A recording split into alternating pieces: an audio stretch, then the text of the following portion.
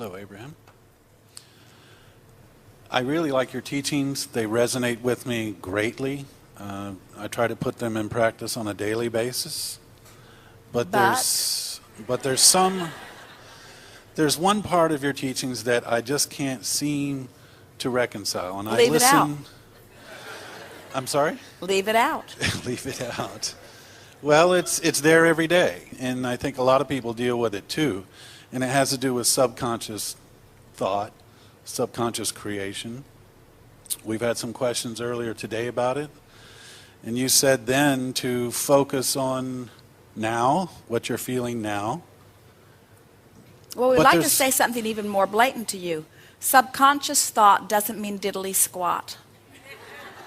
Subconscious thought is below your level of recognition, so it is below your level of being able to feel it emotionally, is not a big enough vibrational player to worry about in any way. I hear you say that, but in my life, I know I've met people, and it's happened in my life, where things seem to manifest. In the first teachings of yours I came across, you said this frequently about Abraham, I would not have created this, but yet it's there in their life. Oh, but you weren't creating it from an unconscious or subconscious level. What's happening is people look at things they don't want and talk about things they don't want and feel negative emotion as they're doing it and ignore their guidance system and then call it subconscious. That we don't call that subconscious. Anything you're feeling emotion around is not subconscious. It's conscious, and you're getting a vibrational indicator to let you know that you're moving towards something that you do not want. So you're saying it's conscious thought, but we're ignoring it. We're saying it's conscious thought if you are having an emotion around it. And if you're not having an emotion around it, it's not a big conscious thought. What you might be talking about is you might become accustomed to negative emotion, but we want you to realize that negative emotion always means that you are eventually moving towards something that you will not like when you get there.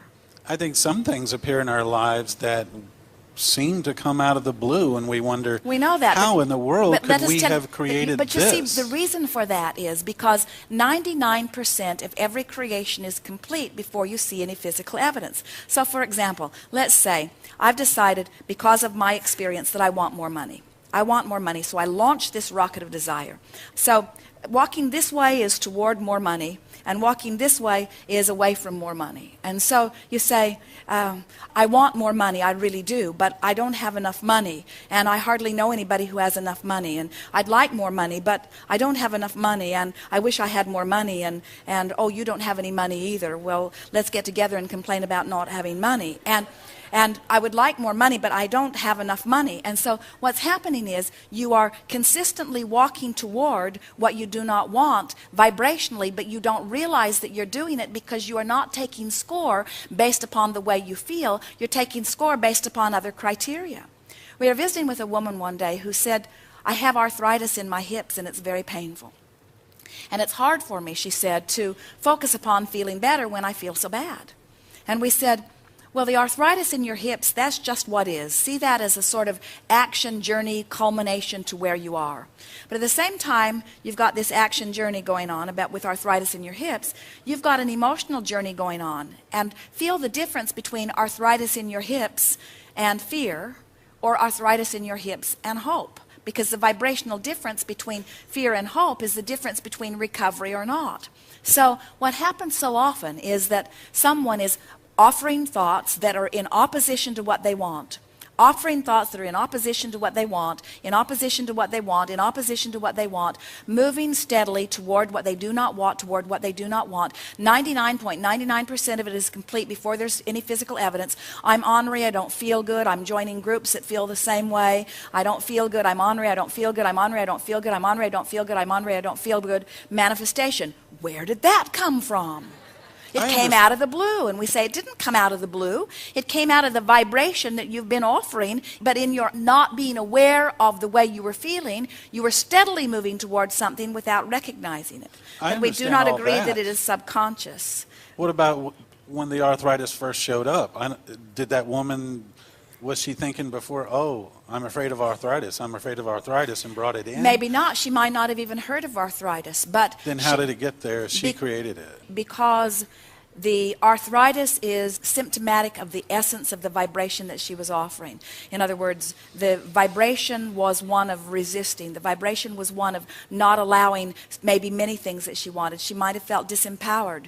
When we come back in the days that follow, we'll talk more about how, in the same way that there are emotions along this emotional scale, there are different illnesses that are consistent with different spots on the emotional scale. We just want to say to you that every illness or every being in any situation that is not as you want it to be is always, without exception, that you are resistant to what you do want. So the question is my resistance something that I could be aware of or not? You say, well, I don't think I'm aware of it because I wouldn't let it happen if I were aware of it, so maybe it's subconscious. And we say, we don't believe that it's because it's subconscious. We believe it's because you're getting guidance from your emotional system that you are ignoring. And we believe the reason that you ignore guidance, in other words, Esther watched the political debates, even though she knows that feeling good is most important, and her excuse was, it's interesting. So she put interest and stimulation of thought above what feels good, you see. A lot of people are saying, well, I think I should give this my attention because it's true.